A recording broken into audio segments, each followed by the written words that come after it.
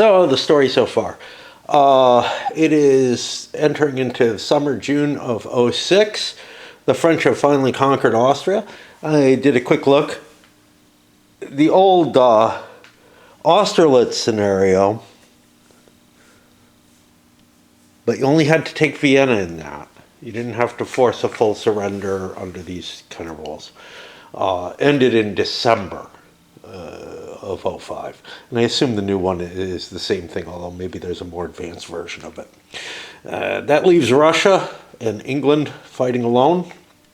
The Russian army is clustered up here in Galicia, trying to defend the demoralized force. I am playing with that option. They are somewhat at risk, and I am considering a French invasion of Russia early. It's either that or smack Prussia. The Russian army being weakened, being able to hit Prussia. The problem with it is, in a year, Austria is available to come back, right? Like, it's hard. It's hard to get your grips on Russia. You can smack Austria and Prussia back and forth again and again. Getting enough time to be able to go into Russia is a tough thing. And I think I have to invade Spain I have an earlier timeline on Spain than I do on Russia. But if I could defeat Russia, that would change the whole nature of the game in many ways. All right, I'm up here on Saturday morning. I didn't go shopping, or I didn't go dancing last night. I woke up after 6 p.m. a little bit. I usually have to leave around, or I usually leave around 6:30. If I leave later than that, I don't have time to, stretch and get a good buzz on, and mainly they start collecting donations, whatever. I mean, the cover charge. I just tried a new bulb. A friend of mine essentially insisted that these natural light LEDs will be just as good. It's funny because the other LEDs that I have are soft, right? This is supposedly natural light. It's just brighter. It's still got this weird texture to it. I don't know if I can deal with it or not.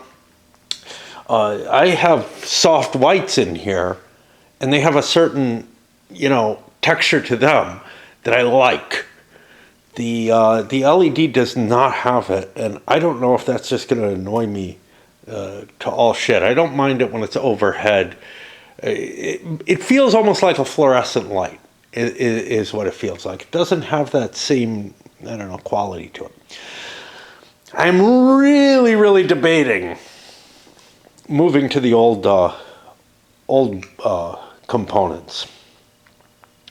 There is one major difference that I can think of. I mean, obviously, look, it's missing this, it's missing these charts, some of the stuff there. It's missing the whole global naval world, but I'm basically not using that, not ignoring the rule, but just not using it. The one difference is how rivers are treated. I think I prefer how they're treated in this version, which is they're on the hex side. In the old game, they were in the center of the hex, and you got a penalty for attacking out of the river. It didn't feel like you were crossing the river. If you were in the river hex, you were always on the wrong side of the river, and that just kind of irks me. So I don't know. Anyway, I guess let's get started with a weather roll. It's June. That's got to be pretty good, right? Might be good no matter what. Yeah. All right. So that's going to be fair across the board, and I'm already there, I believe. Wet, pour, cold. Yep. What's that other box? Typhus. Okay. So that's that. I have the Prussian check. which I think happens on a 2 or 3 now.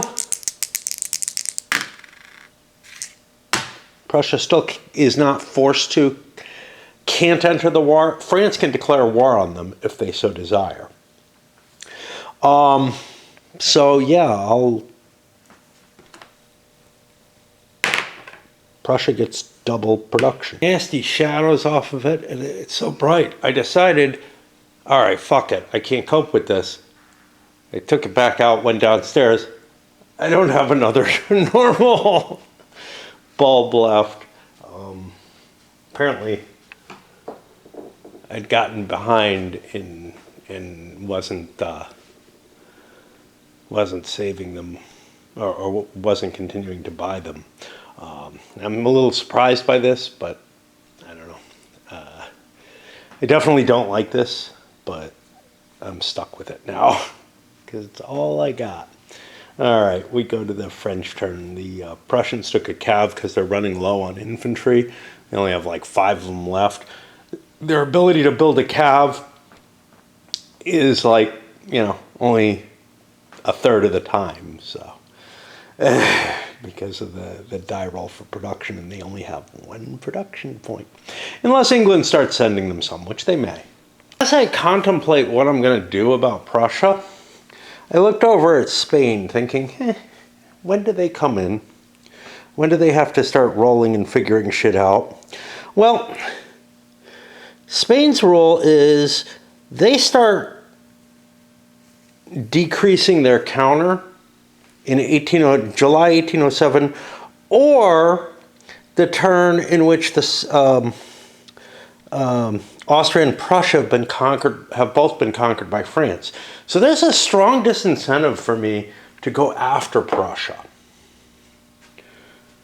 Again, assuming that these affect the multiplayer game, it's all kind of weird, because they're like not written as though they're only used in the 2-player game or only in games where those are a non-player country. Now, Spain is a special case. It has to be, because it's never played by a player. The Prussia is something different because Prussia is played by a player. But again, these aren't distinguished particularly. Anyway, I got to figure out what I'm doing with my navies, but the French are falling behind in naval power. The Spanish fleet managed to break out at Cadiz, but nearly every English fleet succeeded in intercepting, and only the home fleet over there in Plymouth or whatever failed to grab it. This is actually a big deal. If they had all succeeded, the Boulogne crossing would have been open. Ew. Something funny. The K column, which automatically kills 1 ship, proceeds like this. The 2K creates a lower amount of losses. Now, the total losses are about the same. Right? K, 2K. Yeah. Total losses are the same. I'm not sure why they did that. That's kind of weird. Anyway, we ended up,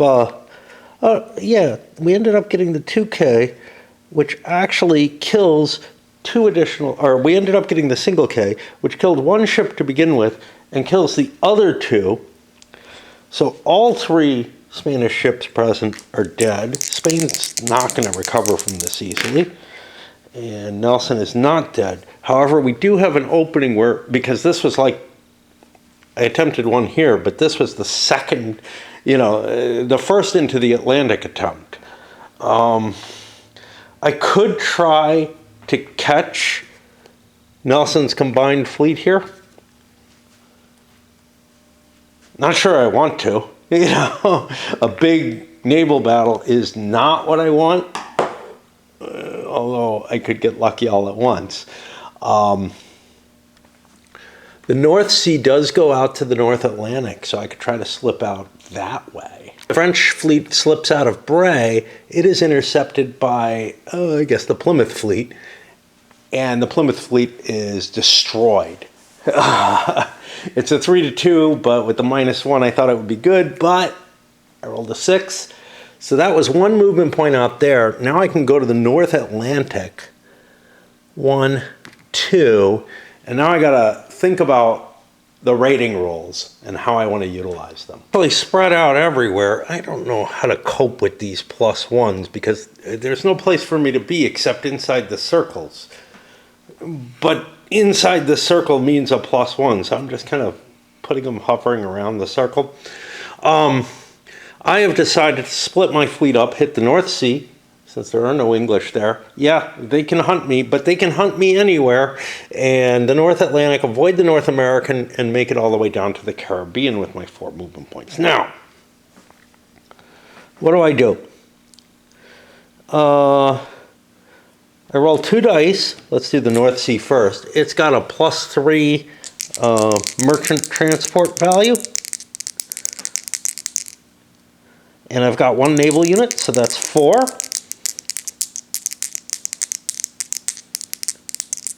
Here it says the North Sea is only +2. I'm going to go with the map.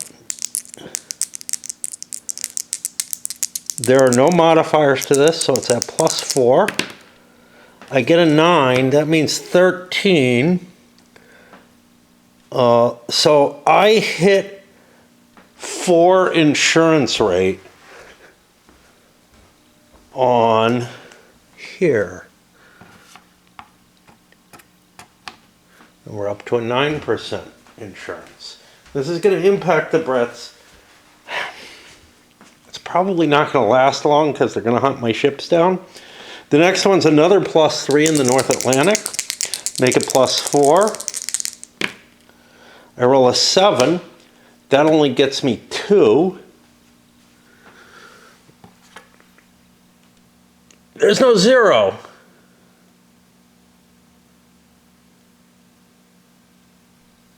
Wow.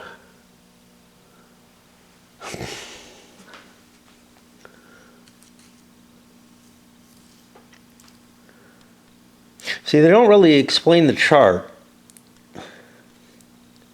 There should be a 0 on there. I'm going to just put it over here, as far as I can tell. 10 and then 11 over here. And of course, a mounted board doesn't necessarily mean it's better. A paper board sticks together better. You know, it's not that every panel can be a problem on a paper map. And then the final one is over in the Caribbean, which is again a +3. I want to leave the North American alone because of chance of American war, although I probably forgot to roll it in January, along with the Russian roll. And that's another 2. So we go up to 13%. That's going to force the Brits into something. Since the Brits aren't going to do anything else, I'm going to put their dice up here to remind me that I got to pay attention to that and do something. But doing something I want to do anyway because I want to hunt the ships.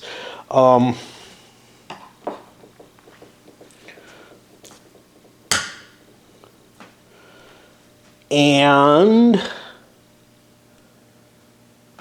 I have other ships, like I have ships here. The chance of them getting intercepted is high. I also have Spanish ships.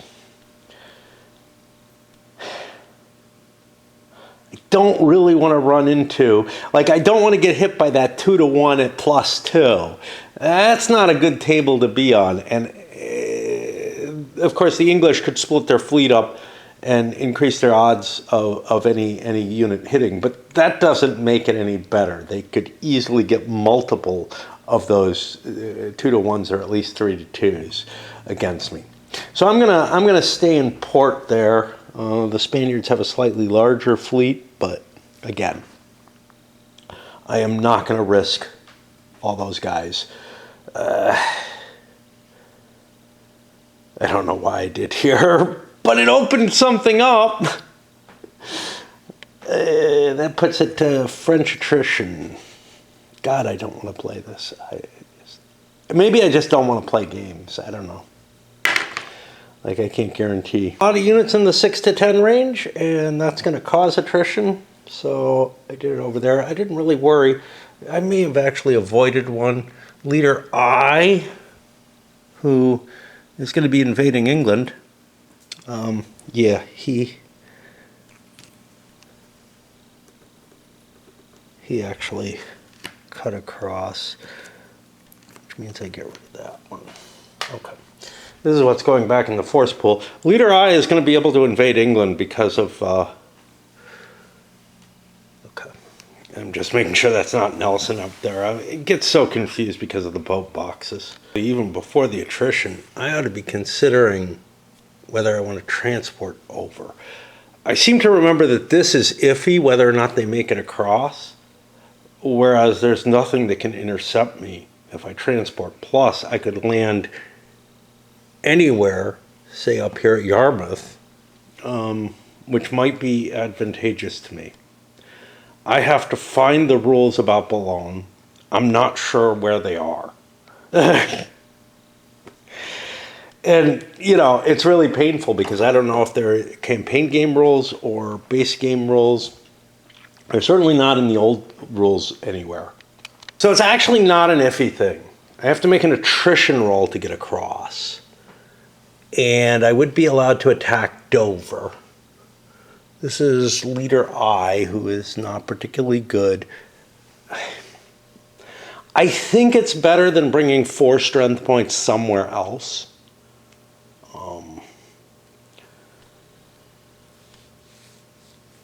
So, yeah.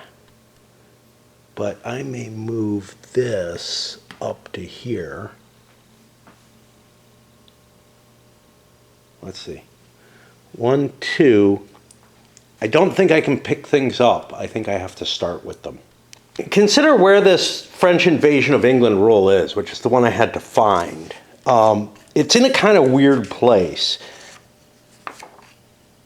The production rules would have ended, would have gone into here: the special Spanish and Portuguese production, special English production, special French production, naval unit replacement, landwehr, all that. Oh no, we're in another section. Okay, we're in sort of this is the France section, and Spain has its own section. Okay. And then Austria, Prussia, and Russia have their own section. It's just sort of a potpourri of weird rules and stuff. That I thought it was under the production rules because this is really not visible to me because it's down at the bottom of the page. You know, you expect big things to be at the top of the page. I know. Yeah. But layout is problematic, and it was in the original too. You'd have shit like that happening as if, I don't know, it wouldn't bother me if it was up here, you know, it just being down so low in the page, it's like, I just don't notice it in the same way. So I rolled my production rolls. Spain is is starting to build a ship because they're under French control, and that seems like the best thing they can do. I don't know what I'm going to do with the French. I could funnel more troops near England, but I don't know what that actually does for me. But on the other hand, do I really need to keep pushing forces here? I don't know. Kind of interesting thing, and you could say, well, it has to do with, you know, dispatching people from command or whatever, but the leader might just be moving around on his own. A leader moving on his own might take multiple turns, and that's why there's a special rule for Napoleon to run real fast back to France from Russia. Once per game, right? A leader might take several turns to get across the map, but if he gets wounded, he can show up with any of your in-supply troops, like anywhere. If he gets a 1 on the wounded roll. If he gets a 5, it's a little different. But it's something to keep in mind, is like, yeah, it might be worth fighting a battle just to try to get injured. The reason I'm delaying is this mess. I know that I'm like having to work from the back forward again. I hate doing that. I really hate doing that. Why is this orange? I don't know. I've got a leader who's going to be picking up troops on the way. These guys might want to do that too. This is a constant feature of this game, is that you're constantly moving leaders around to shuttle troops. It makes sense to me that that you need leaders for the troops when you're operating close to the enemy, but it's just such a pain to keep sending these, staff units back instead of just teleporting them or whatever, because they seem to be able to appear wherever they're needed. Like somebody gets wounded, yep, pick your staff officer to replace them. But yeah, I don't know. I'm just being gripey, but I'm really not enjoying playing the game, and I think that's the problem. Is that even though I think this is more historically detailed than like an Empires and Arms type of game, I'm just getting bogged down in shit that I don't really feel myself caring about that much. And I feel like this new one is trying really, really hard to keep it from going off the rails as well. And that's putting a heavier burden of rules on a game. I don't know. The original game was really exciting to me when I first got it. And then Empires and Arms, it was like a light bulb went off and I said, ooh, this is so much more fun, and I like what it's doing with the peace conditions and all that. Just so much I liked about it. And I think I kind of like games that don't deal so much with the hex geometry, where I don't have to worry too much about that. Now, area games tend to be where my sweet spot. Point to point, which are essentially area games, and you could argue hex games are just, point to point games with a regular point system or something like that. But point to point games feel like they have a heavier overhead in terms of how stuff like interception and stuff tends to be handled. I'm not sure why. It may be because there's more points in some of them. They're smaller detail. But also, it's harder for me to understand the topography. I have to be careful. That's involved. That's being represented in them.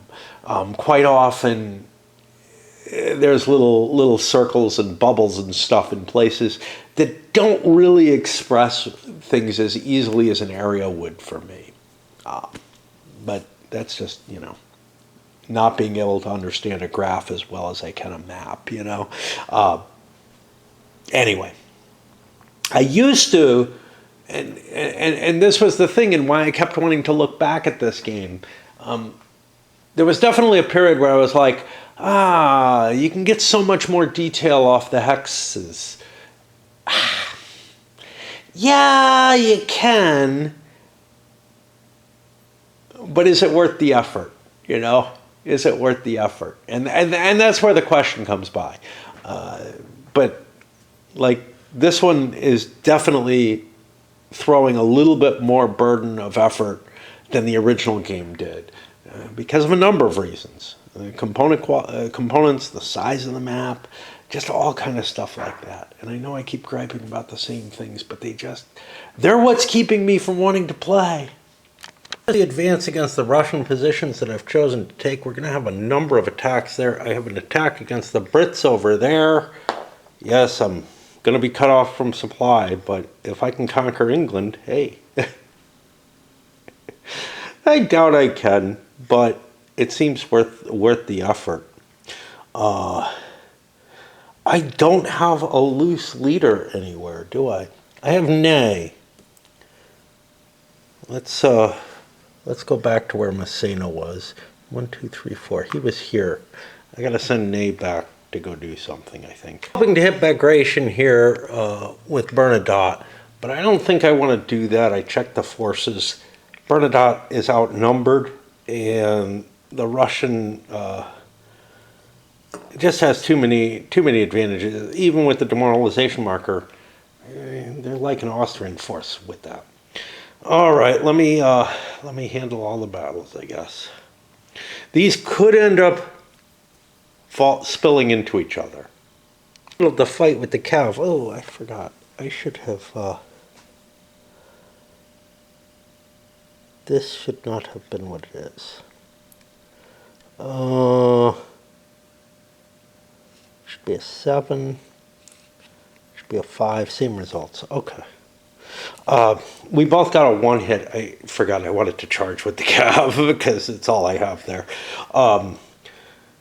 They each lost 1. I forgot about the fact, I took it into account when I actually rolled the dice, but the French being out of supply means that their strength is halved. So they only got 3-2 instead of 3-1, which kind of sucks for them. First round of combat here only really went well for Napoleon. He ended up overrunning, getting 4-1 essentially, which would have been an overrun if I had the movement points against those cav. Didn't take any losses because I only caused 1 hit in the battle itself, but then I caused a pursuit loss because there was less cav than mine. Messina, kind of no effect, but up here, Marmont got a D2, but I'm sticking around because I think I can get Seoul in. If I fail, I start surrendering troops. But I do get Seoul in, and I'm going to try to bring Napoleon. Okay, I'll try to bring Bernadotte in with Barclay as well. I would have done that, I think. Okay, they're both in, and I try to bring Napoleon in with Messina, which also succeeds. So we've got battles running all across here, and then these two. Battles were ultimately successful for the French. Everything's D3'd up with where Buxhowden was, I guess. Barclay and Constantine have both been pushed back. No leader losses. We've got a siege that I don't know why I'm not assaulting, but, you know. We just up the number. It's a useful place for me to have troops right now because it linked me to my supply line, so I didn't really want to move them. So I didn't really think about whether I wanted to fight. And that's the kind of shortcut that I find myself taking in these games. Anyway, these are the total losses. The Russians obviously lost a little bit more. This is not counting a couple of cav that Napoleon overran that I put in immediately. Further into playing, I find myself worrying less and less about the force pools, just in terms of making change and all that. If anything, that's going to introduce errors. I don't know, but the double-sided counters are doing that anyway. As are the unreadable counters. Anyway, I absolutely need to break at this point. This turn, it doesn't feel like a hell of a lot happened, right? But, compared to, I don't know, most of the Napoleonic games that I've played so far on video, most of them have been pretty light. I guess Nation in Arms wasn't, in the sense that it also had a hex grid. And that introduced some annoyances. That game, I felt like it didn't add anything to have a hex grid. This one, it does. I feel like there's a lot of interesting decision-making having to do with the hex grid. I also find I'm just not interested in making it. And that's okay. At least this game, I feel, unlike Nation in Arms, actually has some purpose for the tediousness that it has, for the mechanical complexity involved in it. But it's easier to play on that one. About 3:30 on Saturday, and it's time. Still don't like that light. It's time for the Brits. They have an issue that they have to deal with. which is the current Lloyd's is above 10%. The English must take action. One of three options: send global sea zones either a total of 3 squadrons, or 2 English infantry strength points with a transport, or spend 3 production points in each subsequent turn. I think I can afford to send the ships out, but I have to figure out what I can do with the actions against bases and stuff like that and create a modifier. I read these rules to you before. I'm not familiar with them again. We'll see what happens. It's kind of weird. The French have 3 fleets here. The Brits actually only have 2. It doesn't matter. I mean, they can... any stack of ships can be a fleet. But it just feels odd. Like, it feels like the Brits are more likely to need more fleets, especially given that initially they're having to blockade the Spaniards as well as the French. You know. I sent 3 ships out during the naval movement phase. Can't really get the transports there safely because I already moved the regular warships. I could have done a combine or something like that if I'd been clever. A couple of ships here and here to try to intercept the French fleets. I sent another ship out to the Caribbean. That gives me the 3 ships that I had to send, but that ended up being a success for the French. Now, they could have followed all the way back here and blockaded that fleet. The problem is a French damaged ship is hard to get anywhere. I'm in danger of being intercepted anywhere I go. The English moved, that was the last fleet that the English moved to here. I'm trying to decide if I want to blockade that English fleet. It might be my easiest way of getting back to Europe and trying to repair. Although it's pretty damn iffy, to be honest. And I'm not going to do an action against base, because the only place where I have ships is here. My transports are now blockaded, so they're not going anywhere. That's another factor in it. They could have moved forward and made something else, probably not the Caribbean, because there was a French ship there that would hurt them. But the problem is, any attempt to transit the North Atlantic, there's French ships there. The North Atlantic, I'm not allowed to do actions against bases. I'm not allowed to do them on the main board. But I have done something which impacts like the rate reduces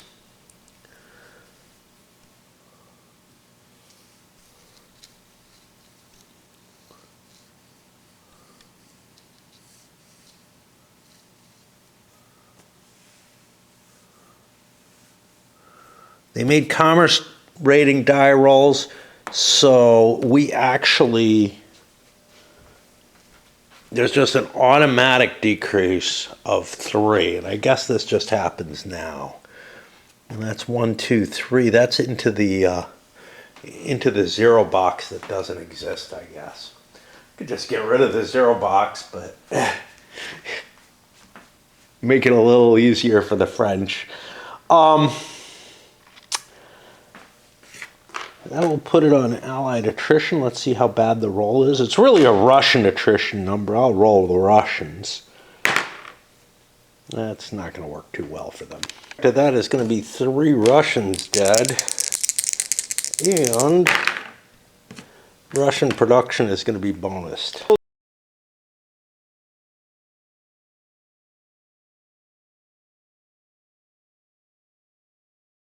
The decision on the Allied turn that I had was, did I want to attack with the Brits? I couldn't get Uxbridge up into battle, so I created a defensive line. I don't think out of supply French are going to be able to do much to me. There just isn't a very big force there. On the Russian side, falling back to Brest-Litovsk and then shuttling troops back and forth, or leaders towards Kiev, troops out of Kiev. I needed a supply center, that's fine, or a depot or whatever. And I'm just trying to get what I can, because I don't have much of an army. Historically, Russia still had a decent-sized army when they were facing, after the attack from Prussia. Now, not right away, and that's the thing. After a few turns, I can build up an army pretty quickly. But if the French are wise and don't just march straight on Moscow, which doesn't do you anything in this game, they strip Kiev away, they march forward, they make it to Moscow, then St. Petersburg. They're not going to succeed by just taking Moscow. There is a victory condition, though, about holding Moscow, but I'd have had to have beaten Prussia for that one to come into any effect, and I'd have to, be in a much better shape than I'm in. Hey, what's going on with, Denmark? I forgot all about the special rules for that. Shit. Oh, boy. I have to have beaten Prussia as well. And Sweden...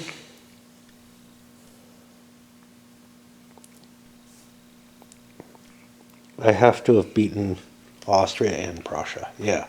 So I'm okay in terms of that. I don't know. Austria and Prussia are both neutral. Prussia's still rolling dice to see if they throw themselves into the war. But that's going to be the end of the turn. I'll put Davout into the force pool. I squeeze another one out today. Weather, again, in July, it's just fair. I find it kind of interesting. It feels like, look, most of Europe is pretty temperate, but that south section, I feel like there maybe should be a heat value in there. That might actually, something like that might actually take care, along with making winters uglier in Russia, the modifiers that are put on those maps in the original game.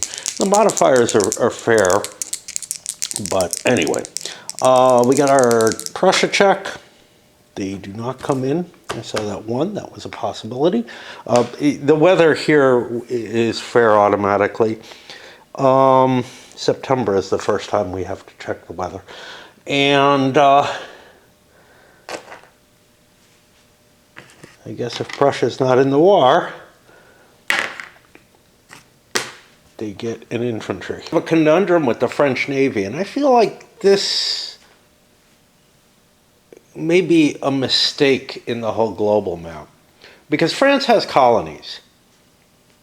Places, as well as other places where they may be able to refit their ships. Probably not too many that aren't actual colonies, but they do have colonies in this period already. I mean, they had them before, but they still have a few. They might be pretty low and far between, but I would think, given that somehow there's this anti-base activation, it feels to me like if that hasn't been done, they should have a chance to repair in some of their colonies. But anyway, I had to slip back in using the blockade rules after pursuing an English fleet all the way from the Caribbean, which honestly, again, probably would have found shelter instead in Bahamas or the Virgin Islands or something. I had to chase them all the way back. And at this time, Louisiana's already sold, right? but Martinique isn't, you know. But anyway, the French fleet's in this tricky position where I'm in a blockade. I'm holding a blockade, which means the English can just go pick me off. I kind of have to chance slipping by the English fleets. And the bottleneck that is the North Atlantic, there's English fleets outside of there. So I kind of have to slip by those if I want to deal with transport, with the mercantile shipping. Now, I could also sneak out into like the Baltic, which isn't terrible. It's a +2, I think. That's the same as the North Sea. I thought the North Sea was at +3. It's only a +2. Huh. Oh well, I cheated in favor of the French a little bit. That's fine. But yeah, I'm being forced to kind of look for safe places. Well, the Russians can come out and intervene with me there, which is of interest, but I'm not too worried about them. Pretty badly for the French and Spanish fleets. The French disengage from the North Atlantic, move over to the Caribbean. I'm going to get to raid there. That gets rid of any penalty and forces the English to do something again. But it's not really doing much to them. It's just forcing them to hunt the ships out at sea, which is not much. I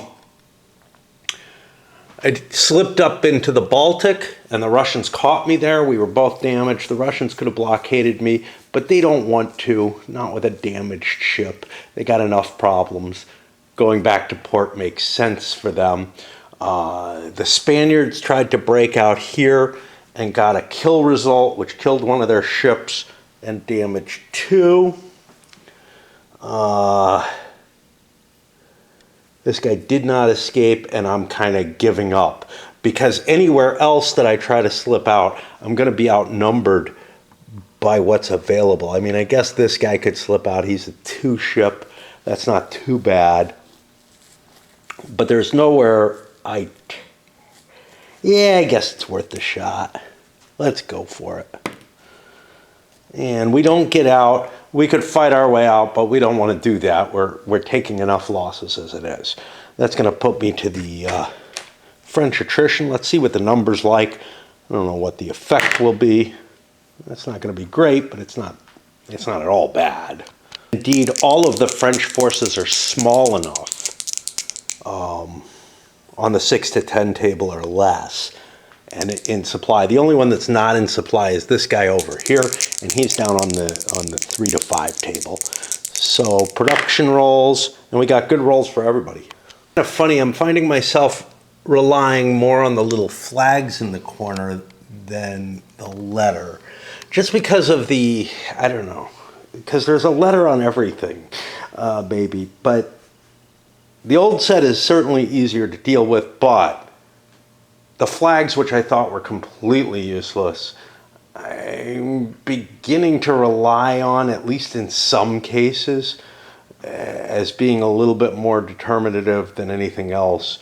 I mean, yes, I can look at the letter, but the letters sometimes are hard to read, whereas like the Bavarian flag is easy to spot and stuff like that. Some of the other flags not so easy, like the Italian flag is this as opposed to the French tricolor, same colors. And I don't know, it's just as I get used to it, it's becoming easier to cope with that as the symbol instead of the letters. Guess we're on movement at this point. Psychologically, the scripting, or how I'm interpreting whatever it is around Prussia, is convincing me to do something ahistorical, which is to go straight for Russia, because Prussia might not enter the war for a while.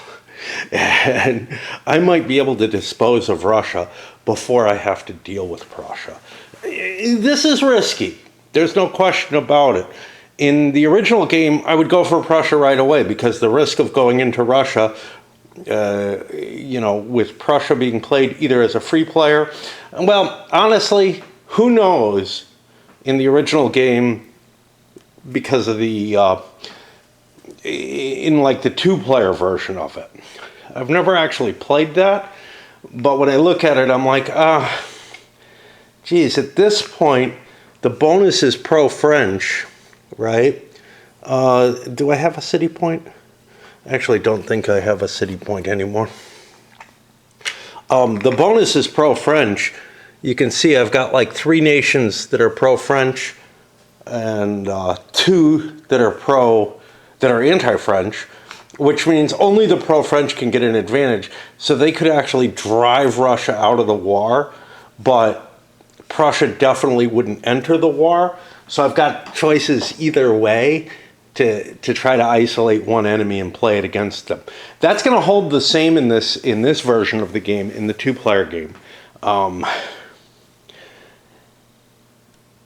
It's very hard to force, like the French can get on a roll, and as they start collecting up minor groups and whatnot, they get themselves in a more and more powerful position. In the multiplayer game, there's still this restriction on, there's now this special scripting around Prussia, and it's there in the two-player game as well. And because you wouldn't be rolling for normal alliance rolls there, but I could knock Russia out of the war in that. I can't do that in the multiplayer game. And so I would probably try to knock Russia out using alliance and then go after Prussia on their own. But in the multiplayer, I've got this hindrance that wouldn't be there where Prussia would probably... See, here's the whole thing. In the original multiplayer game, Prussia would have entered the war on turn 1 or turn 2 or whatever, whenever they're allowed to. They don't think there's an alliance phase in the first turn of the game, is the only real restriction. So you'd be facing that, Prussia, Austria, Russia problem right at the beginning of the game. And can France handle that? Yeah, probably they can. They're pretty potent. But you can see it wasn't trivial to take out Austria and Russia. It took effort, and I think if Prussia had entered, it would have been problematic. So I don't know, certainly when I played the original game, it was one of the real problems was that Prussia wants to help Austria right away, just the way the victory conditions and everything else are settled. With this scripting, though, I'm getting an equally ahistorical situation, which is that I'm going to avoid attacking Prussia. Again, there is some risk to that. And in both cases, in the two-player game, you're just going to have France picking off one enemy at a time. So I really don't know that these rules are fixing anything. Now, the two-player game is absolutely just a thought experiment for me, because that's not something I played. I always wanted to play the big multiplayer version of it with free diplomacy and all that. Here there's not as much free diplomacy, but it's still not giving me the appropriate feel. It's like the non-entrance of Prussia is sort of a mistake, as far as I can tell. I mean a historical mistake. Prussia should have joined that whatever, fourth coalition, third coalition, right away, because it doesn't make sense to hold off. Now, empires in arms, there is some argument for Prussia trying to hope that they can keep a neutrality to the whole thing. But what historically happened, I think, was that Prussia declared war on France after Austria was defeated. And that is just dumb. Like, the way it works in empires in arms is Prussia might get bought off by France with a, look, I'm not necessarily interested in taking that much from you. We can work out some sort of deal, Maybe we fight a little war over the German states, but I leave you alone and I let you keep your nice big army with all its cav that you will never have again once you go to war and once you lose a war. I still think that's a bad idea. I don't know, there's sort of a matter of how much can you trust France. When I'm playing solo, unlike when I play in person, I tend not to trust anyone, which leads me, like in the 18xx games, to basically not making any deals.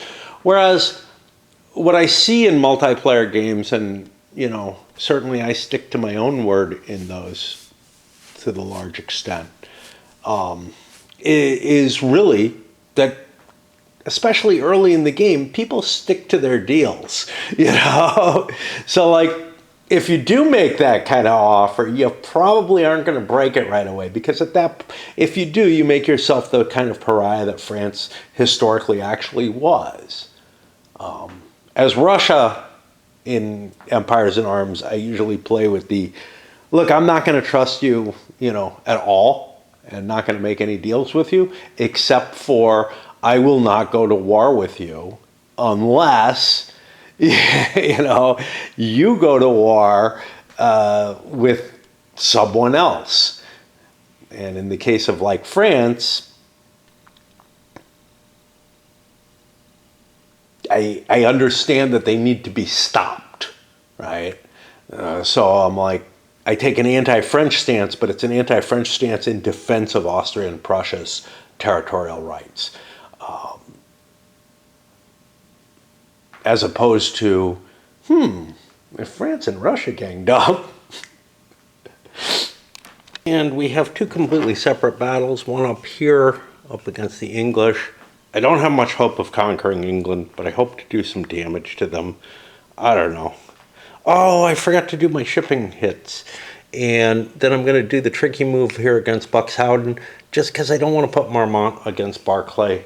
He's at a disadvantage there. So that's going to happen. But first I have to do the shipping stuff, and I need to swap batteries. First, the shipping. We were successful. We drove it up by 2. That means at the end of the turn, we're going to net losing a point, essentially. And we'll be back down below 10%. But the Brits have to respond to this and keep fleets out there or send troops or something. And sending troops is tough now because my transports, I don't know where the hell they are now.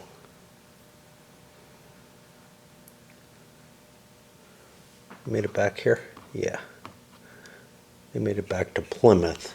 I'm not going to be able to transport troops out there. I'll probably have to keep 3 ships out there. I only have 2.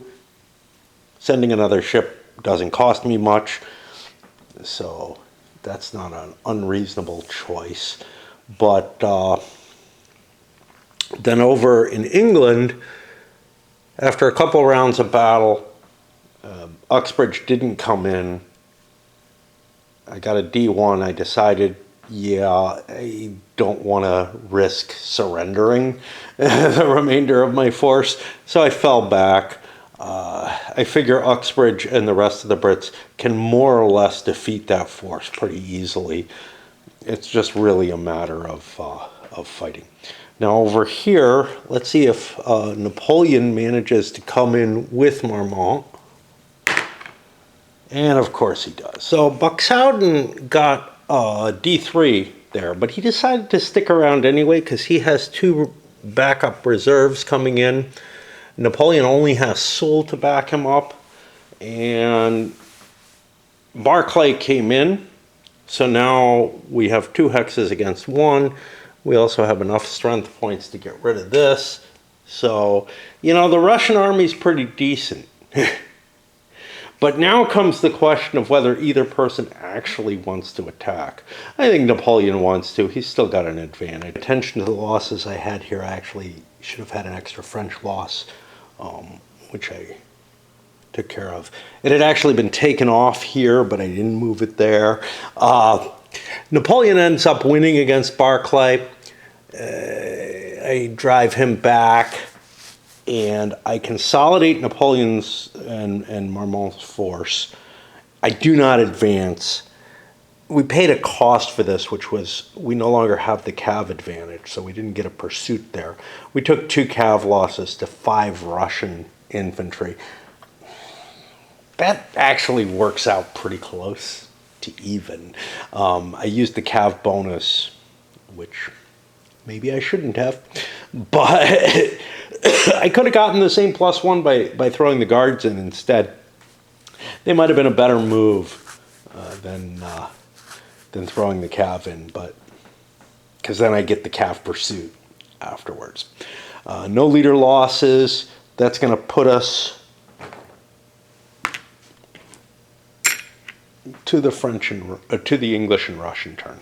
Oh, but we have this little town here that we gotta siege. I forgot about it. Still not going. Oh well. I mean, it's not that big a deal. It does have some of my troops tied down. Put these back. Plug in my camera. The first half of the turn is always heftier because with all the French forces and whatnot, it is, well, first of all, the choices that I have to make navally are harder. I have Prussia and the neutrals to deal with beforehand. Oh, I forgot Austria. Fuck. We were out of Vienna. Yeah, they should be getting a couple of points of troops. We're attempting at least a little bit of sleep. Things didn't quite work out. I slept for maybe 40 minutes or something. I was listening to like a 2-hour video. And I don't know, you know, it's just, this is what happens nowadays. I thought I was tired enough. I was tired enough to pass out for a little bit, not for very long. We'll be on the Allied turn. Russia's just going to be, I don't know what they're going to do, honestly. Brest-Litovsk is not an important city particularly. Conquest of Russia, I believe, requires all 3 production cities, just like any other major state. Tilsit is when Austria and Prussia have both been conquered.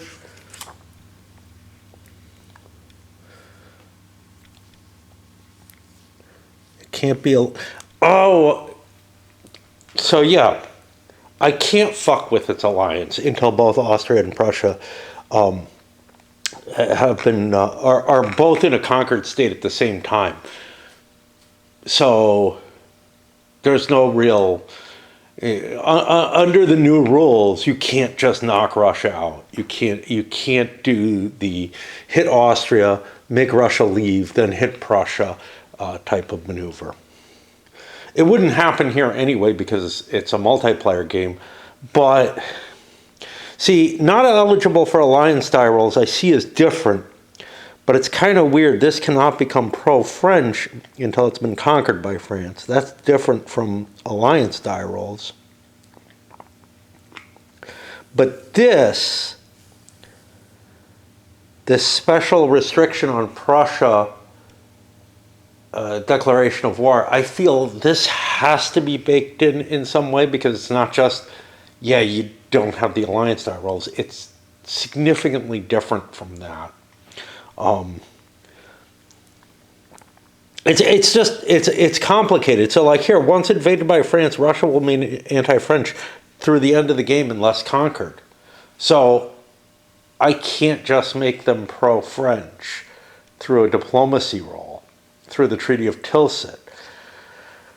That's a disadvantage if I manage to invade. I have not invaded yet. I'm actually not even within the Russian borders, but I have to have like 20 strength points inside Russia to count as an invasion. So France has to make some serious choices here. Do they want the Treaty of Tilsit, or do I beat up on a weakened Russia and hope Prussia doesn't come in?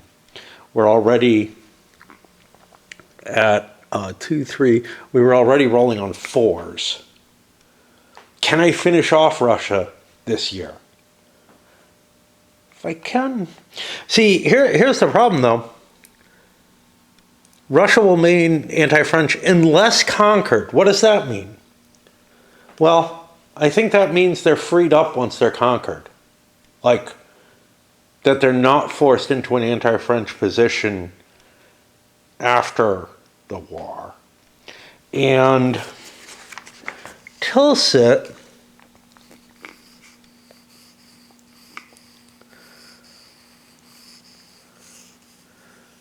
only makes Russia neutral. It doesn't make them friendly. So you won't be able to win with France without conquering Russia. You can't just rely on Tilsit to give you a win. Otherwise, it kind of happens. Therefore, yes, but...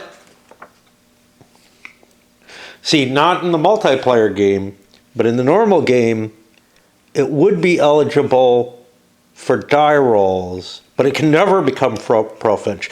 You know, what's that supposed to mean? Does that become a restriction on the player? Probably not. The player should have freedom.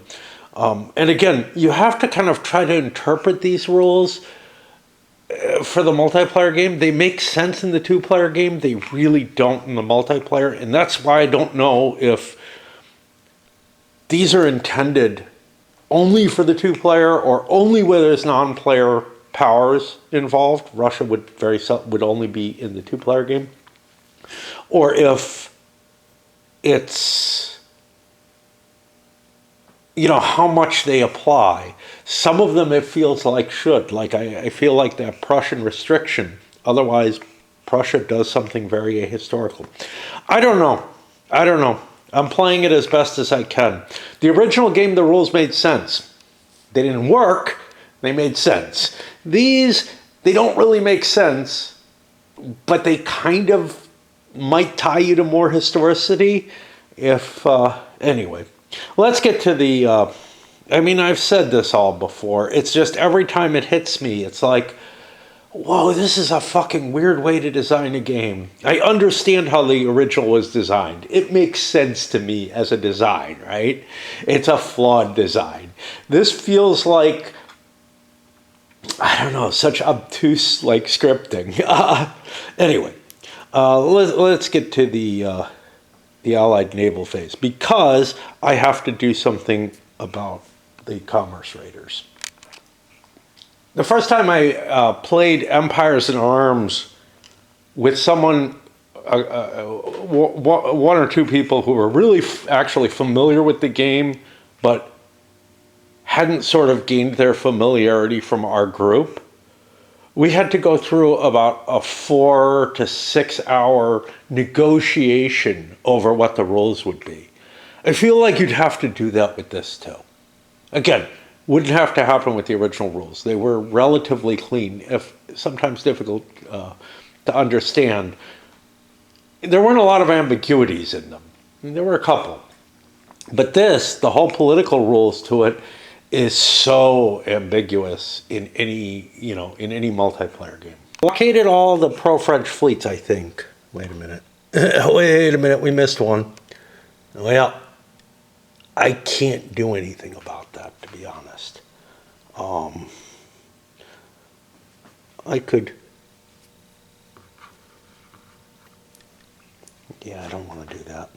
I have this damaged fleet, but I don't want to put that in even against the damaged fleet. Not particularly. Fuck it. I'll let one fleet try to escape.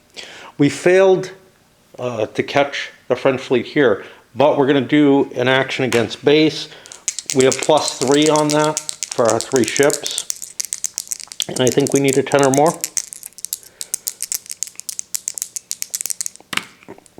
And we get it.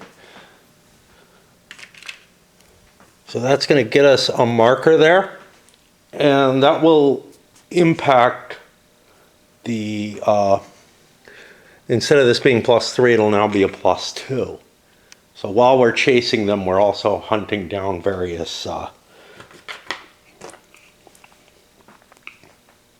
bases in the Caribbean. And now the attrition check is not too bad, but there might be some big forces. I'm pretty sure there actually are, though. And, you know, not following the sequence of play or whatever, almost forgot the production phase again. I guess I'll roll it just to see what it looks like. Russia gets double production, that's good. The Brits are going to launch a battle against the French in England. Meanwhile, the Russians are trying to form up a line. Ugh, what the hell? Oh no, that's not a river. This is the river line, which is why I'm in Austria. We're allowed to be in Austria. The Russian forces trying to move forward along the river line, defend that, but Barclay failed to recover. I could have moved more troops in there and recovered them that way, but I didn't have enough nearby. Like, I could have jiggled things around. He's in kind of a dangerous position where he is. Somebody had mentioned that it's really horrible that Kutuzov is gone, you know, captured or whatever. Yeah, it is, but I mean, he is one of 3 2 leaders that the Russians have. No one else has that many. Yes, Russia has the biggest army, and they really kind of need them for reinforcements and whatnot. But it, you know, it's not the worst thing in the world. I don't think they absolutely need him, but it is really, you know, leadership is a big deal in this game. So I guess we take care of Uxbridge's attack. Automatic. That was an automatic success. Didn't take any losses. Caused 1 hit to the French and a D3 on them, which, yeah, the French army is pretty much wiped out there. And that's going to put us going into August. Not a good time to be marching into Russia, to be honest. Jeez. I got to think about this hard, because I can finish a war with Prussia. I probably can't finish the Russian war before bad weather sets in. Remember, bad weather happens more quickly with the optional weather rules. The Russian army is kind of weak right now. It's automatically good, and the Prussians didn't come in. They got a crappy production. That puts me to the French side of the turn.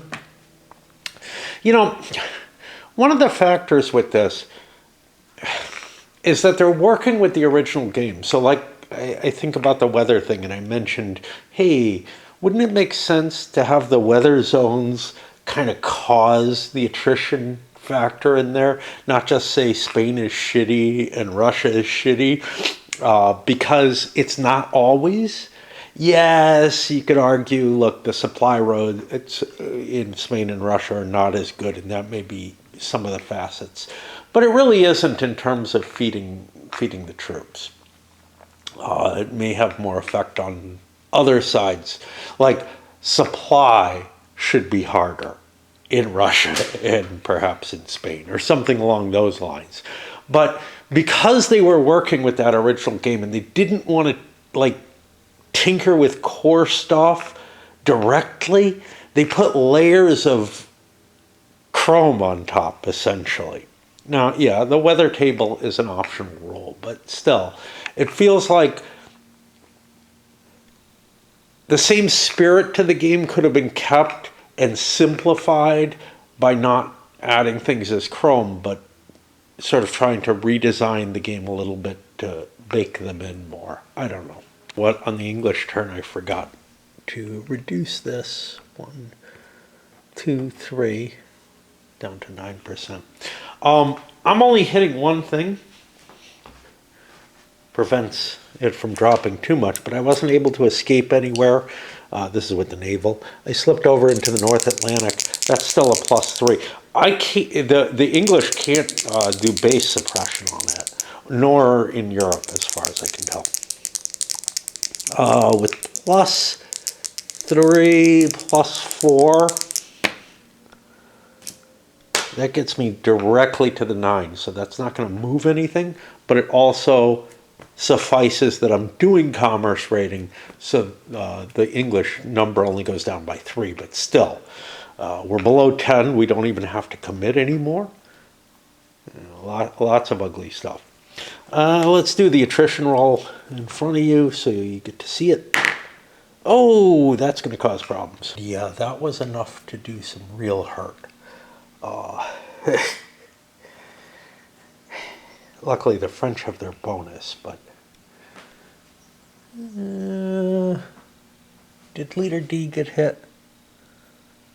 Leader D doesn't have any troops. I'm just checking because I didn't apply the home country bonus to any French troops. Again, I forgot the Austrians are neutral now. They're only getting their 2 points.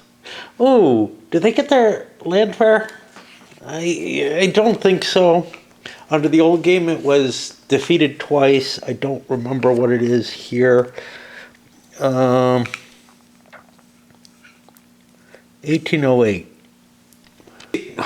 This is annoying. I would never memorize June 1808. But it's easy somehow to remember what the old rules once said. Even though I haven't played the game in 20 years or whatever, maybe more, probably more, definitely more, probably closer to 25. It does still stick in my head, not because I read these rules. I did not read the old rules. Well, maybe I did, but I don't think I did. I don't think I read these parts. I only read the parts that were missing from here, and then things that I needed to see. But yeah, I mean, Prussia defeated once, Austria defeated twice. Those were general, those generated a lot of things in the old rules. Again, here it's just scattered all over. Like the Prussians have to be defeated, right? If Prussia is anti-French beginning immediately after, it becomes anti-French. Oh no, for the second time. Ah, yeah, because the Prussians it took a long time to develop theirs. I think maybe the Austrians were, a single defeat gave them their landwehr. I'm not sure. The annoying thing is, and this really affects the French and Austrians, there's a bunch of leaders who aren't present in the Grand Campaign because they're from the revolutionary scenarios. I don't really know, I don't know what you can do about it. Like, you could have the backside of a leader counter or something, but those are back printed with a flag on them now, to tell you that a force, to have a different leader in place. So, for example, if Mac isn't available in the revolutionary scenarios, and he's not, you could have a marker that replaces Mac and says it's Milas, but that would be kind of confusing too. It's just, it means that I have to wade through a larger set of leaders. And again, maybe the old charts were better, except that they were,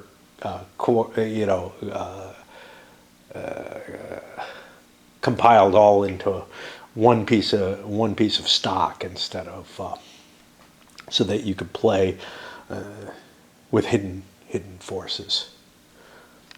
Here I ran into a problem because of all the different all these different dots and dashes, none of which used to be in the game. It used to just be borders. I accidentally invaded Prussia. I think what that means is that this force is demoralized as well. I think I did all the movement I want to. Unfortunately, Constantine has a fairly hefty force. This isn't, but there's a danger. If I attack Brest-Litovsk, if I capture it, that counts as an invasion of Russia. The 25 strength points, I thought it was 20, 25 in Russia, I think it's 20 in Spain, is after a certain date. like 1810 or something like that. So I don't have to worry about that. I'm trying to destroy as much of the Russian army as I can, though. So I might want to attack. I might not want to take the hex, which means no siege. There's a little bit of danger.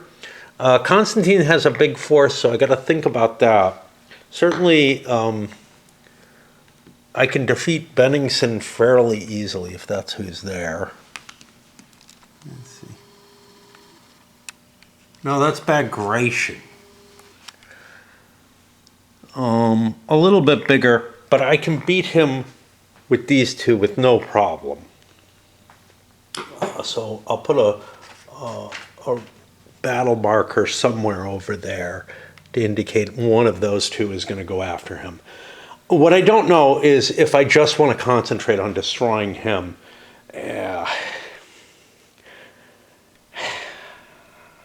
And it's just a pain in the ass. And then again, there's the size. This is at a horrible place, except that I can move over here, but then I have to read this upside down and I can't see the French stuff. The footprint is just too big on this for the amount of lookups I'm having to do. Most, if you could compare this to like when I played something like DAC, right? I don't know. No, that's Day of Days. I don't know where DAC is hiding.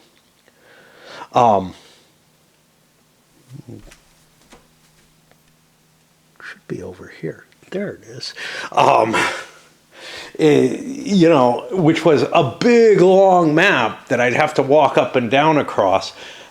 But I didn't have to deal with the whole map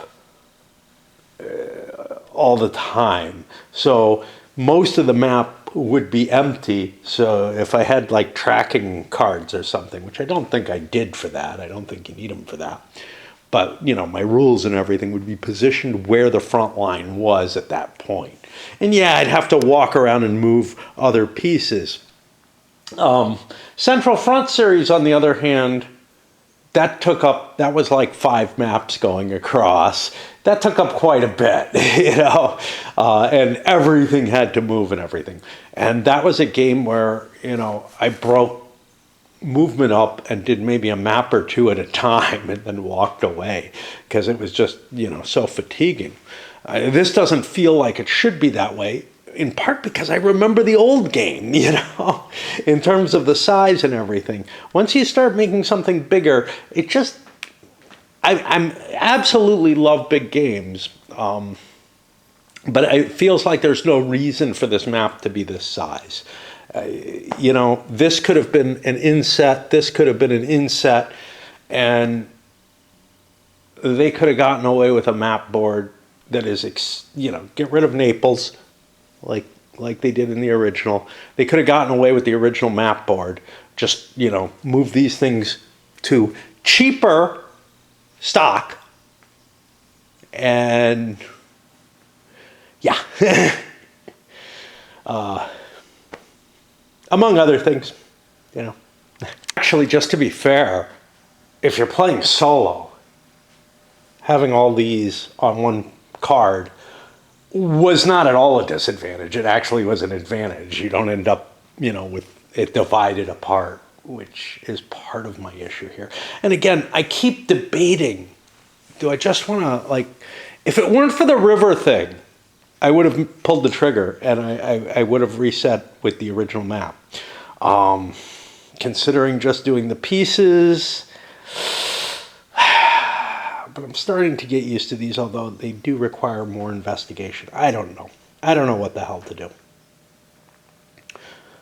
Decided for, by the way, the French fell back to Dover, failed to recover their demoralization.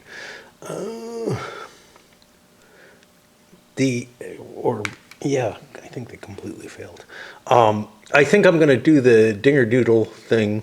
Massena's going to attack here. He's across the river, so he doesn't get penalized from it.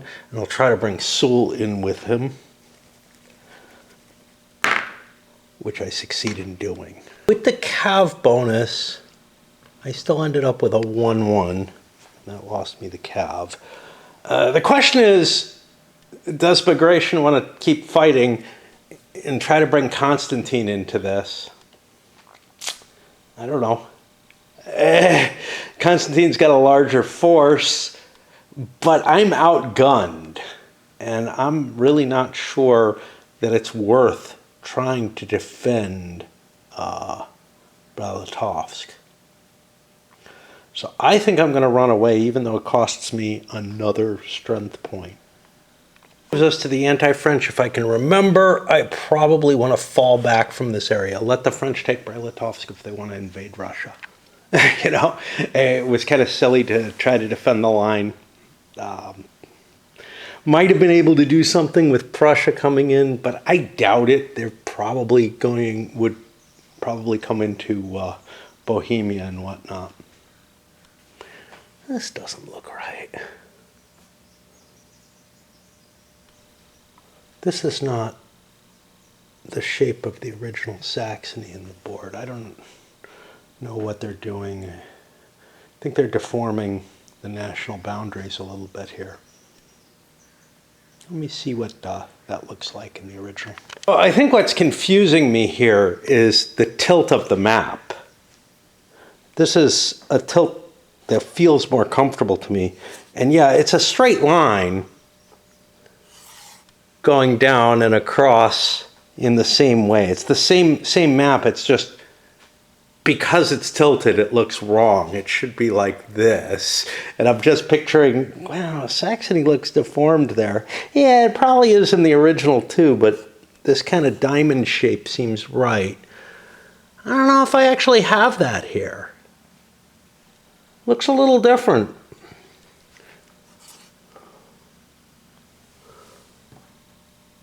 Got Beirut there. We got a straight line going across. I mean, I think it's the same thing. I think it's the same size, the same hexes. Cutting up here. I don't know. Leipzig, we go bunk bunk. I think they give more territory to Saxony here. And that may not be appropriate. It's just something looks funky, and this looks more like the right shape for Saxony, but it may be too big is the problem. I don't know. Up here, it's Sunday. It must be afternoon. I don't know.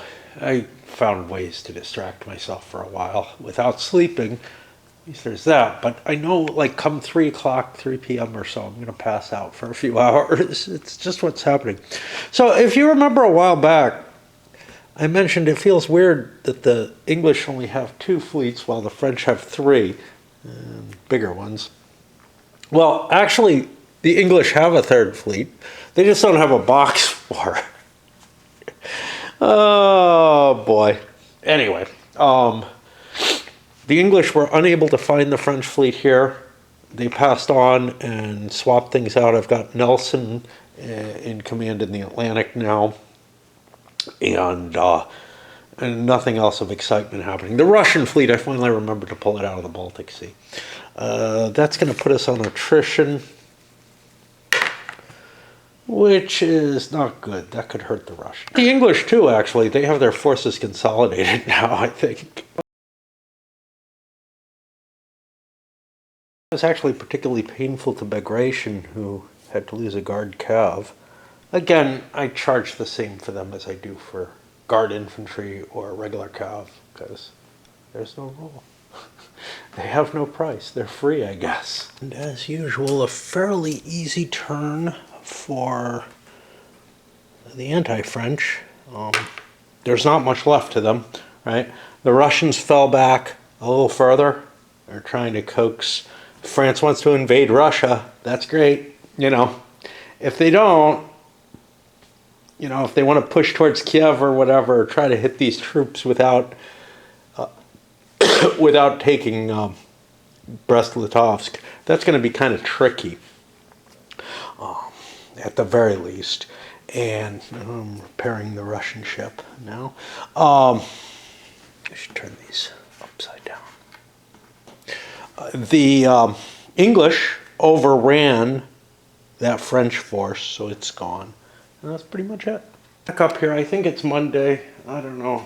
Missing dancing really throws a wrench in things. It also means that I'm staying on the same sleeping schedule somehow, which is really fucked up. I'm like sleeping for a few hours in the late afternoon, getting up when it gets dark, then going back to sleep sometime around midnight for a few hours. I checked the weather. It's good everywhere. Let's make our Prussia roll. And Prussia is activated. I feel like, again, the reason these rules are written the way they are, not specific to the two-player game or whatever, is try to apply as many of them as you can. Some of them don't work in the multiplayer, but we are going to see that rule triggered. And I believe it means Prussia must go to war. It's a form of scripting taken that way, but I don't know, I would much prefer a game that kind of tells you, yeah, you can use this way, you can use it that way, instead of like seeming like it's definitive, but putting some rules in that really don't feel like they belong in a multiplayer game, and then others that actually don't even like really work in the multiplayer, as if they apply to everything. Okay, beginning the third turn, Prussia will roll 2 dice if necessary, place a Prussian flag. No, I put it where I want it.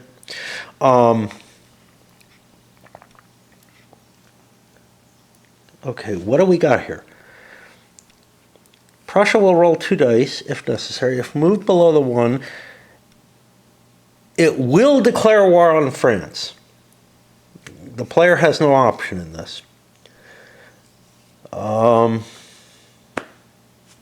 Okay.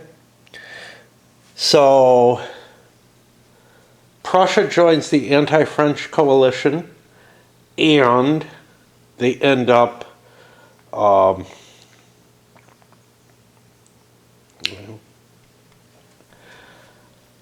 guess not actually operating in the neutral phase, because they wouldn't be able to do anti-French stuff in the neutral phase.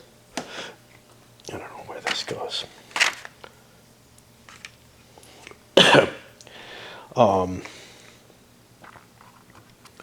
Puts them here. That means if we do ever have any diplomacy rolls, which are really, really unlikely, nobody can win them right now because we're tied up. There was a discussion about city points. I think I was musing something about the major cities in France, whether they're production cities or whatever, for victory, for city points, stuff like that. And I think somebody caught on to that and gave me the rules reference or whatever. The rules are not specific about it in one place. Pretty sure. Maybe French major. The guy gave me a reference as to French major cities count for city points. Yeah, but I think it's a case of me not looking for the rules during musings as I look up one rule, because it was the discussion was like, if Prussia owns a major city in France, they get a city point. And I'm like, well, that has nothing to do with the play of the game right now, so you're probably glomming onto one of my musings. It's fine. It's just I'm wandering away kind of confused because I don't know what the hell I say. These things aren't scripted or anything. All right. So that's going to push Prussia out of their neutral turn as far as I can tell. Normally, there would be a neutral turn that Prussia would be allowed to take if they were like attacked by the French or diplomatized by the anti-French and pushed into the camp. So they'd actually get a double turn. But it doesn't make sense here for them to be at war during the neutral turn. So that puts us onto, I guess, the French naval phase, and I got to figure out what the hell is going on with that. And I'm a little confused. I'm at 9%. I think because the Brits, and I don't know why, didn't, well, they did kind of pursue, but they didn't stay out there. But they didn't have to. But I think I did not lower this because the French didn't get any points this last turn. But they did pursue commerce rating. So I'm dropping it down to 6% for whatever it matters. And now I try to figure out what the hell I'm doing. Because I thought, all these percentages really mattered. It's just a counter, It's just a counter. And it doesn't have the tens digit for some really weird reason. I don't know why. But yeah, I had some thought that it would be really important to keep track of it. If I'm off by a little bit, it really doesn't make that big a difference. 10% is a limit. There's another limit somewhere else. There's a number of them. And they can get really bad, but it's just a number. How many British fleets in the Atlantic? And I feel like this was kind of a mistake, but I'm not sure why it happened exactly. Was there an interception or something? Why didn't I move them? I feel like I maybe didn't use the British forces completely. I mean, I moved them out here. I was able to slip out up here from Le Havre or whatever. I got some others I want to check too. But I slipped all the way to the Caribbean, then I dropped down to the Atlantic here. I'm just trying to hit multiple locations at this point. Only one other check I needed to make. I need to make my attrition check. That probably is going to be okay everywhere.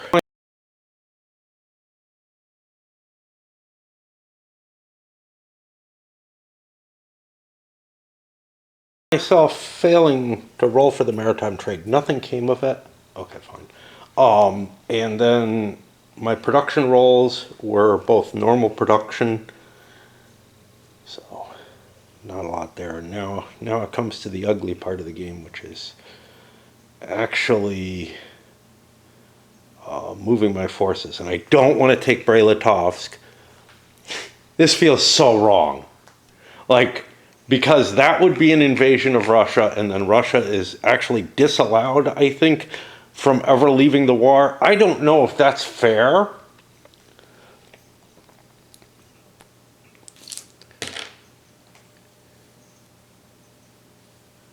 Once invaded by France, Russia will remain anti-French through the end of the game unless conquered. I feel like, again, that's something I can apply on a major power player. It feels so wrong to restrain them that way. But, you heard Holy Russia. Myself failing, again, just because things slipped my mind, to do all the production for all the miners for the French. Turns out that's not a big deal. Holland is the only one with any troops left to build, and they can't build it on a normal production turn. But then I noticed, fuck Portugal. I don't know how many turns I have not been building Portuguese militia for. To deal with this bigger map. With the French focus going up to the north here into Prussia, I've moved the French alliance leader display up there because I don't want to keep walking back and forth. This is going to be a big turn. I'm going to pause here before I actually start moving the French because I really need my tea and whatnot. So I'll be back up here after wasting an hour or so. It's kind of funny because everything else in the game I've spent over on the southern portion of the map, southern to central, and now I'm up here dealing with this, and it is a very different, positioning and whatnot to look at it from.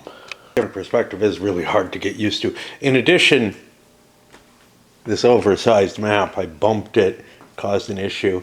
Paper map, bumping it wouldn't cause that kind of issue throughout the center of the map. Of course, it wasn't that terrible, but I've seen much greater errors happen. Let's just put it that way, especially with a paper map. But Remember, I decided to utilize the original game's rules for Poland in conjunction with the rules here, which is that I just entered Warsaw. That frees up and makes the Poles an actual force again. And this is, me just fucking around, changing things, because I kind of believe that both sets of rules have something important to say about Poland. Napoleon established Poland when he seized Warsaw, but it wouldn't have stayed that way without essentially the Prussian surrender terms, but they affected the Treaty of Tilsit, so I want that all integrated into one thing. So, what I'm doing is, let's see, what does it say about Poland here? Poland is created when they occupy. The French player can use the Polish saddle. Yeah, there's nothing special. I don't get any troops immediately or whatever. On my next reinforcement, if I can still hold it, I can create this Polish revolt. But it will not last. Like, it has to be passed through the Treaty of Tilsit system that's in the new rules. Actually, not a lot happened. French forces pulled back, not taking Brest-Litovsk, and shifted up against Prussia more completely. This siege did not succeed still. We overran some cav here, set up a siege against the Saxon troops. This is kind of dangerous. There are large Prussian forces nearby that are going to be able to do some damage to the French, I think.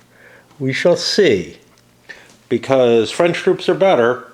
They might just end up, coming out of it relatively well. And that's going to put us over on the Allied turn. And I need to break again, but I'm going to put Prussian dice there to remind me, hey, everything's kind of different now. It's my turn. I once again realize that it's not a big deal, as long as I keep realizing it, that I forgot about poor Austria. I was so concerned with Prussia entering the war. Austria gets their minimal production. They don't have landwehr. I think. I don't know. I gotta keep looking every fucking thing up.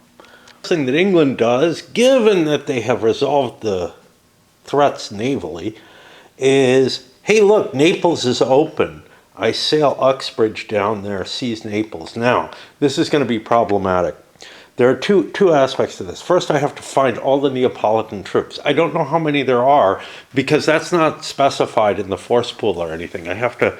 I can hunt it down in the setup and the force pool and, stuff like that. Because there are some Neapolitan troops set up, even though Naples isn't in the game to begin with. I don't know. Don't ask. But the other thing I have to do is I have to see where those troops show up. Those are going to be British militia now. Because there aren't anything except pro-French Neapolitan troops. And that's going to be here. I roll a die on a 4 or greater. The troops just show up in situ. Like the nation changes hands. And fortunately or unfortunately, that is indeed the case. So now I got to hunt down Neapolitan troops. Well, there's a problem with the Portuguese at this point. The Neapolitan troops, there were 5 of them. They generate British militia. There were only 4 in the force pool. 1 started on the board, even though Naples wasn't formed yet. 4 of them are over here. 1 of them fled Eugene's force and ends up over there. Either just out of supply, completely, It's kind of like the Czechs in at the end of World War One.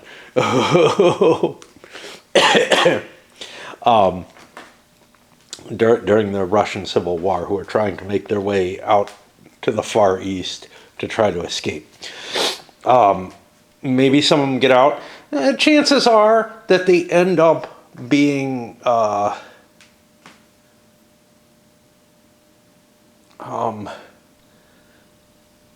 some of them may end up being captured, but if they die, they just go into the force pool. The problem is I don't know whose force pool they go into. There's British militia. There's British militia in Britain.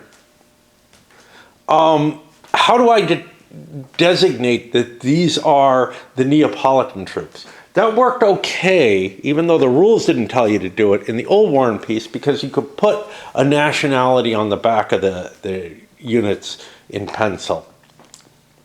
And, I mean, Portugal always fell to the Spaniards, so you knew that would happen. Bavaria starts out as, I don't know if it actually does.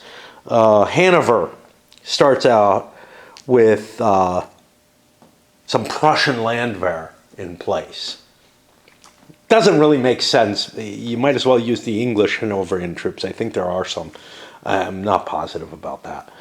I might be mixing them up with the Dutch.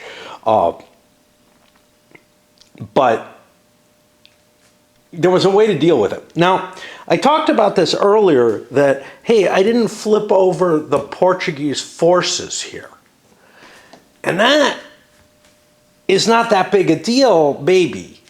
Again, in the old game, I would have flipped them over and kept them here, and that keeps me a reminder. I don't know the size of the force pool of the Portuguese and now of the Neapolitans, because they're just assimilated with British or Spanish militia now. I also don't know when something dies where it goes. It is possible that Spain would be invaded and have militia on the board again. They don't have them anymore available in their force pool. The Brits do have militia in their force pool. I could have multiple minor countries that are utilizing these sort of generic forces.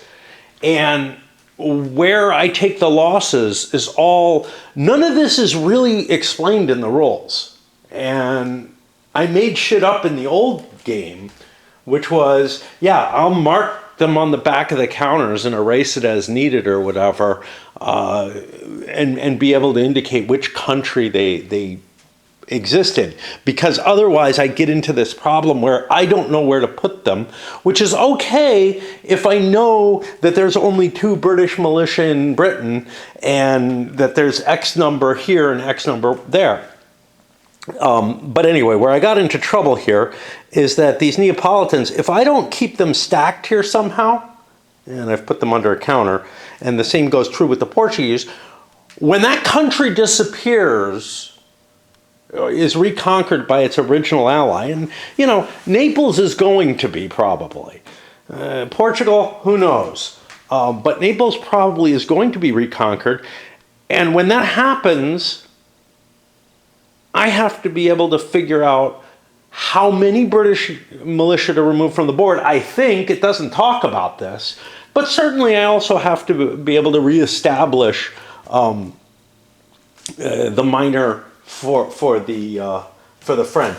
Another option could be these are just militia. They're just British militia, and they're there, and these are just Spanish militia, and now they're added to my national force pool. Is that what was meant? I don't know. The rules don't give you a hint either way. As written, that's more or less what they support, is that now there are more British militia, or if Austria conquers Bavaria, there are more landwehr in the game. They just have happened.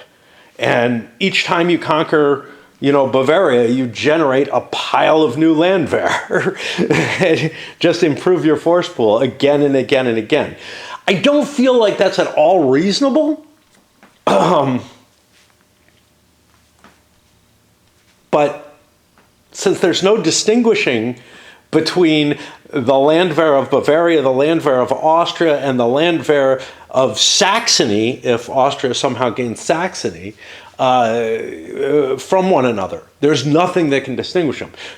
My solution worked fine in the old rules. It doesn't work under the old components. It doesn't work with these double printed components. So now I'm left with I guess you pick which ones you want to dispatch over, but maybe the intention is just that, you're continually creating more and more force pool each time you invade, each time you conquer and reconquer a territory, unless you happen to be the one nation that area actually supports troops for. And of course, Westphalia is kind of weird, because I think it's, maybe not. I don't fucking remember. How do I create Westphalia? I think I need other stuff. I need Brunswick and Castle. Yeah, I need to be able to take some stuff. There is no... So this is what else is kind of weird. There is no production city for Westphalia. But I think if you create Westphalia, it includes those. It does not say that here in the old rules. I don't have the new rules version of that. Maybe the new rules handle this issue and make it work right. I doubt it, though. But maybe I'll check that later, because I do have the PDF kicking around on my tab now. So where the hell am I? Yeah, I'm dealing with my British Navy. Cool. Two things. Nelson moved out into here to give him a bonus in interceptions in the Atlantic, and I moved most of his fleet down here. They failed to catch the French in the Caribbean. I made the roll to see if I got more action against base. I also fixed the Portuguese situation. It's kind of interesting because Portuguese have cavalry. So I also have to kind of do this in order to apportion how much infantry, how much cav there is. They have one cav, but even if I couldn't just do it with strength points, I had to actually look into the setup rules in order to figure out, do they only have one? I thought so. So that will bring us to the attrition phase. And let's see how bad it is. It's not good. It's relatively heavy off that. I didn't keep a pool of losses because things were kind of complicated to distribute. And I'm over here so I can make change out of the pool more easily. I wish this game had learned a lesson about the force pool situation. Consider the Nations in Arms game, which is a similar situation, but each minor country had its own forces, just like they do in Empires in Arms. Each minor has its own force pool, and it just tracks it on its own. That's essentially what the game does with Sweden, right? If Sweden is, I think Sweden operates as like, right now it's a neutral, but it's used the Swedish counters. That would make a lot more sense. The problem with that, of course, is that the counters look very, very, very much like the regular force pool counters. And that's a carryover from the original game. I don't know why they kept that. It really just never made any sense to me. It always made more sense to me to make nations have their own little forces. In the original game, I think there were limitations on the number of colors you could put. A single, this came out in 80, a single counter sheet, if you were doing it and printing it mainly in one color, like green with white or black print on it, that was, I think, cheaper than multiple colors, and it was particularly difficult to make things like the modern counters with all their colors on a single counter and everything. That kind of artwork didn't carry over as easily, I think. I'm just spitballing here, really. But what it meant was there were intrinsic advantages to doing it the way the original game did it. Those advantages in production capabilities have fallen away. Speaking of production, the Russians get good, everyone else normal. I'm not saying that it was impossible to do counter sheets the way they are now, more or less. I'm just saying it would have been more expensive because obviously magazines and stuff did full color photos and all kind of stuff like that. And the same kind of printing could have gone on a counter sheet. But the die cutting, the companies that did the printing and die cutting were relatively a small number of companies, I think. All right. I went down to light my pipe and had another thunk on my way back up, or on my way down, one of those, which is that I should have cut this video right after Austria surrendered, right? That would have been kind of the watershed moment. But I thought to myself, well, if not much else happens this year, that would be good. And the problem, of course, is now I'm in this video with Prussia entering the war, which I feel like that belongs on its own, you know, it belongs on a separate video from the one where Austria surrendered, because that was mainly about this year's fighting in Austria. It is what it is. I would have been unable to predict when Prussia entered the war. So I could have cut it as soon as Prussia entered the war and then come back up and started the beginning of this turn on a new video. My mind is saying that probably would have been a wiser thing, and I could have recapped that, hey, yeah, you know, Prussia just entered, so we swapped videos on that. Oh well. And the Russians start shifting their forces over to deal with defending Prussia instead of Austria now.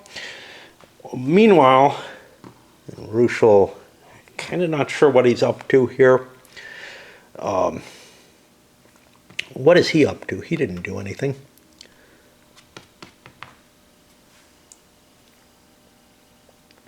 Just put him there, get a guarantee possible reinforcement. No, I don't want troops next to me. We make it in. Okay. Brunswick and Hohenlohe are going to work together to try to relieve the siege of Dresden. We should be okay with that. And Leader B ferried some troops around. That's about it there. We don't have much hope of saving Prussia. Prussia's a particularly weak country. You know, it's so open and everything. The real question is, how many miners fall before Prussia falls? Because all my troops are in the east of Austria. So maybe Prussia could maintain some of its minor states. But maybe the French want to delay the war, the end of the war. So that was relieved. It's not Napoleon that I chased away, so it's okay. That's going to push us out into October. And let's put Austrian dice up there so I maybe remember the Austrians. I don't know. They look close to the Prussian. And we're going to load this up. This is, this is the end of the Austrian War. And now we're in the Jena-Friedland War.